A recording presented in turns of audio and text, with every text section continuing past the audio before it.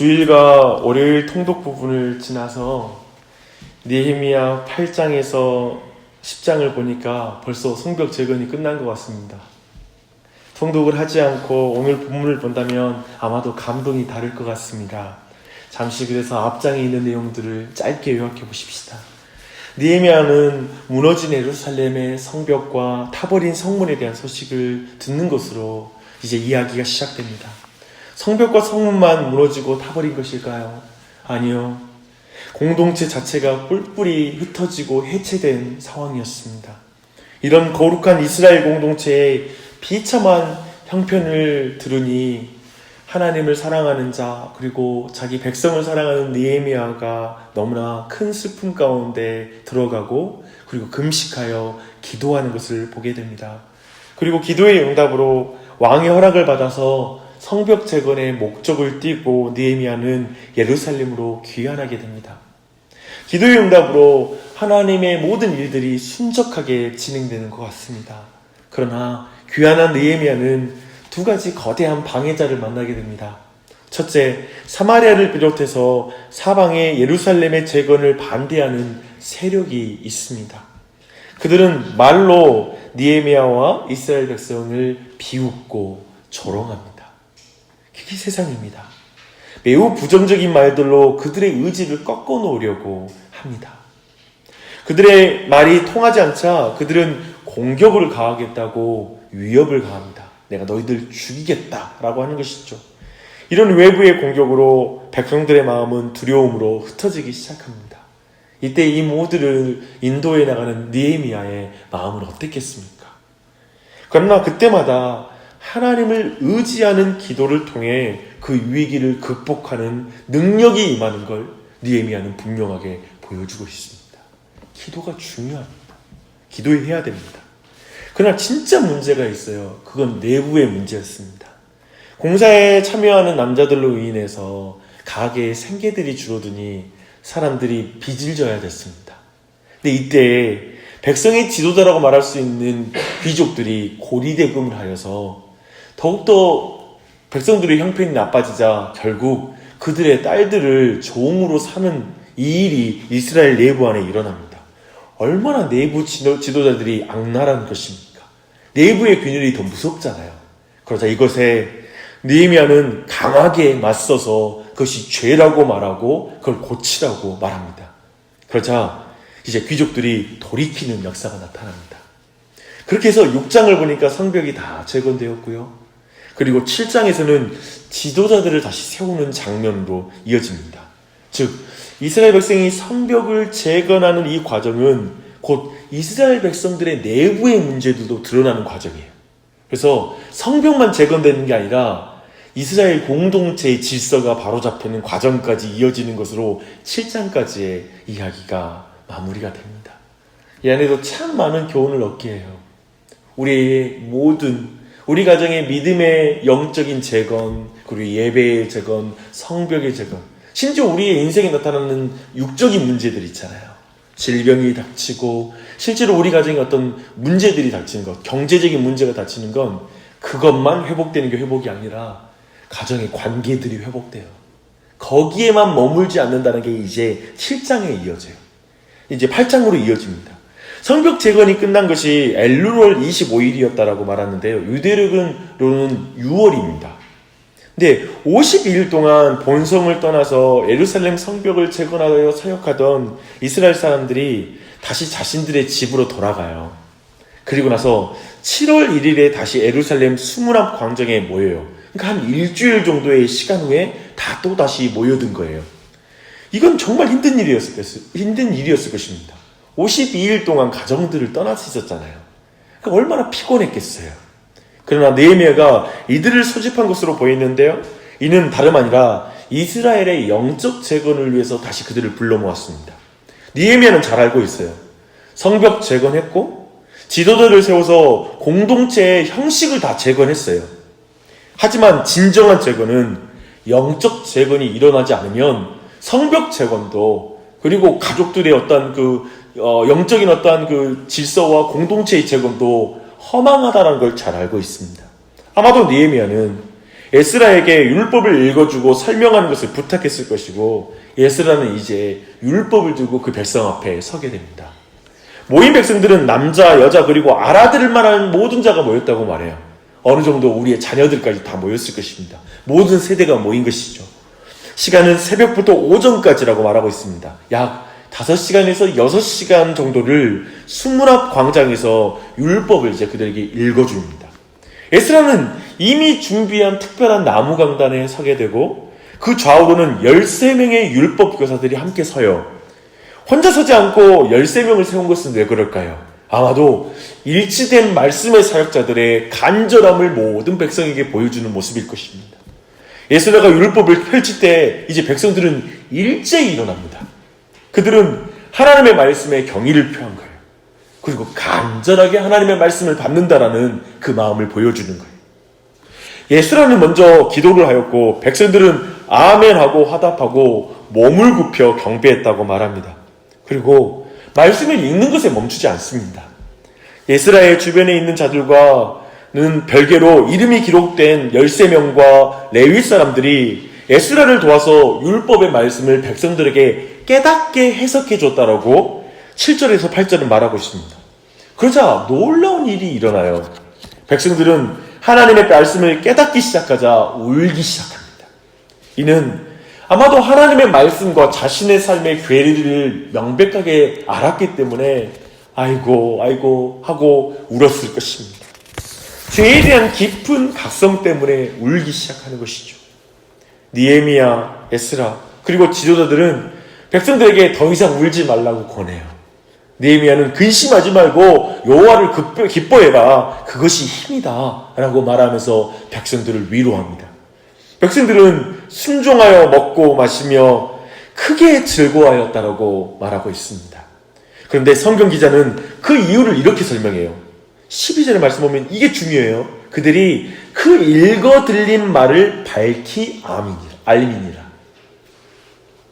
영적 제거는 하나님 말씀에만 능력이 있고요. 그 말씀을 읽어 들린 말을 밝히 알미라는 방법을 통해서 영적 부흥이 일어나요. 영적 재건이 일어나요. 이튿날이 되자 백성의 지도자들은 더욱 하나님 말씀에 대한 열의가 생겨서 그 말씀을 밝히 알고 싶어서 학사 에스라 앞에 또 모여듭니다. 율법책을 보니 7월에 초막절을 지키라고 된 것을 보게 되고, 그들은 말씀에 순종하여 이제 초막절을 공포하고 지켜요. 사로잡혔다가 돌아온 모든 백성이 초막절을 지키게 되었고, 이에 큰 기쁨이 그들에게 임합니다. 에스라는 초막절 내내 날마다 하나님의 율법책을 들었다, 낭독하여 주었다라고 말하고 있습니다. 이 수문 앞 광장에서 일어난 일은 오늘날 우리에게 무엇을 시사해주고 있습니까? 그걸 주목해야 됩니다. 영적 재건의 중심에는 하나님 말씀이 있다는 것입니다. 말씀 사역자들의 일치된 열심과 회중들의 일치된 간절함이 이 영적 부흥의 중심에 있어요. 우리의 태도를 돌아보셔야 돼요. 그리고 우리 교회가, 그리고 우리 자신의 신앙과 가정이 그러하게 있는지를 돌아봐야 됩니다. 전하는 자와 듣는 자 모두 주변의 환경과 사람들의 말에 귀 기울이기보다 하나님 말씀 듣는 것에 모든 마음을 쏟아야 됩니다. 그런 시대예요.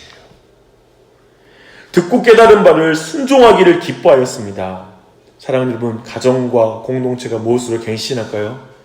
수많은 활동으로 우리는 이것이 있어야지 좋아질 거야, 우리 가정은 이게 있어야 돼, 이것이 있으면 우리 가정은 좋아질 거야 라고 수많은 활동을 말할 수 있을 거예요. 우리가 세워야 될, 재건해야 될 게 너무 많을 거예요. 우리가 볼 때는 성벽을 우리 가정이 빨리 재건해야 돼, 안정적인 재정, 직장, 수많은 걸 다 세워야 될지 몰라요. 근데 무엇보다 하나님 말씀 듣는 태도부터 다시 세우자. 말씀 앞에 다시 서는 것부터 우리의 중심을 세우자. 나부터 주님 앞에 기도하고 일어서서 말씀 받고 아멘하고 말씀 받는 믿음을 회복하자. 이 모든 것이 우리 안에 먼저 이루어져야 될 수 있어요. 그 은혜가 있길 바랍니다.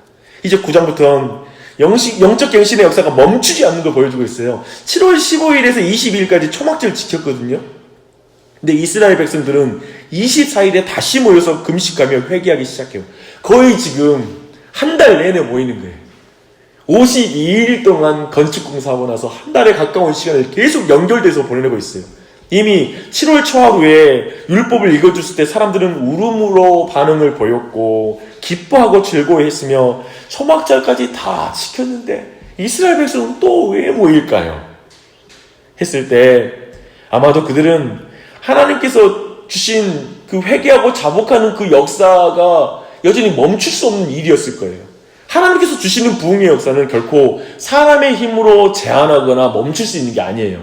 하나님이 시작하면 하나님이 끝날 때 끝나는 거예요. 부흥은 절대적으로 하나님의 역사이기 때문에 그렇습니다. 이스라엘 백성은 23일이 지금 지났지만 여전히 그 율법의 말씀 속에 머물러 있어요. 그 마음이 사로잡혀 있어요.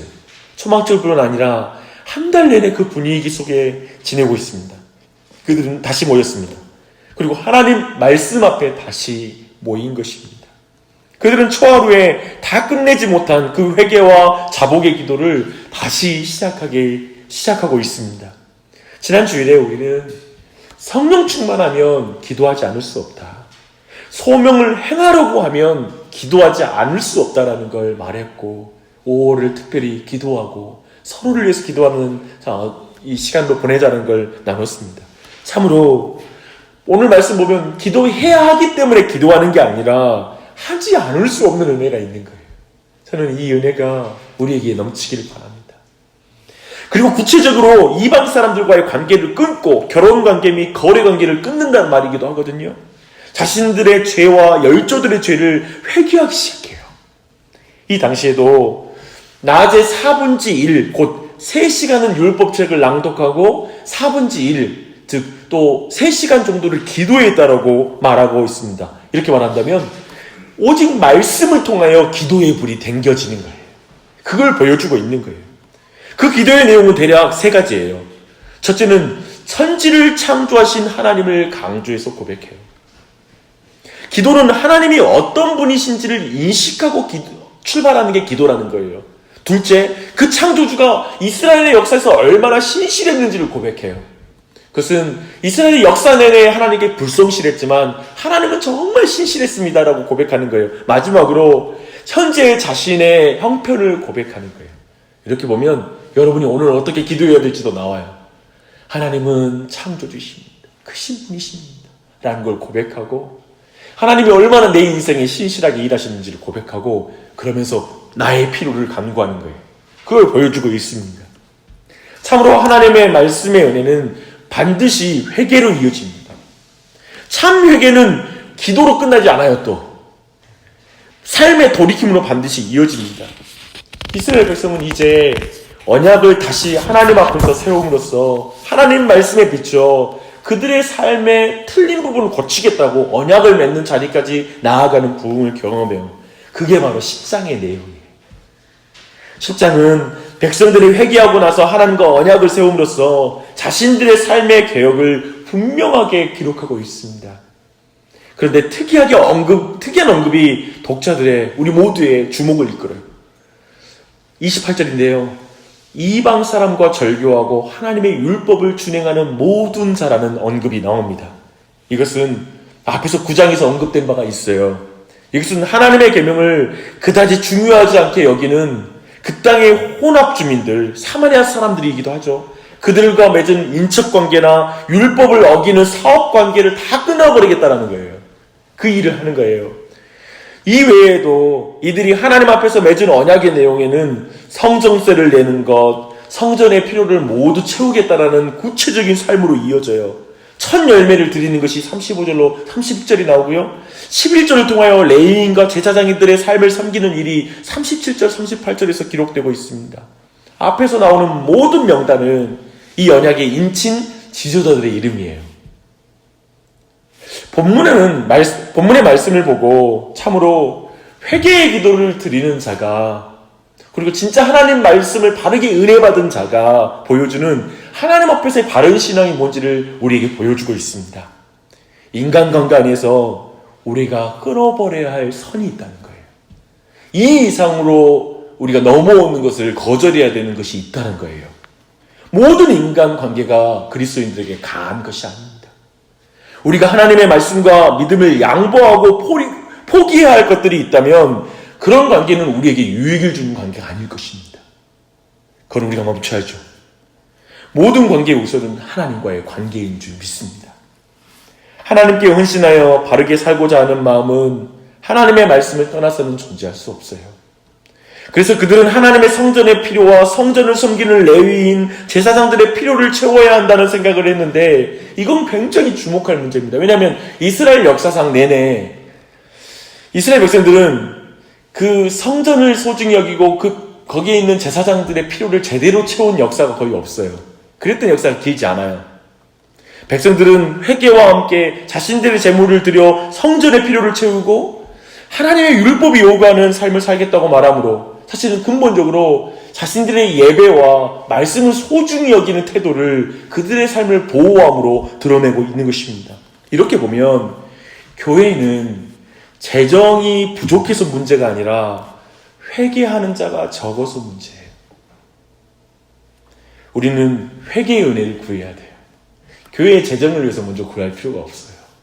온 교회가 진짜 회개하고 말씀을 사랑하게 해달라고 기도해야 돼요. 그리고 참된 부흥이 일어나게 간구해야 되는 줄 믿습니다. 오늘 이 아침에 같이 이렇게 좀 기도했으면 좋겠어요.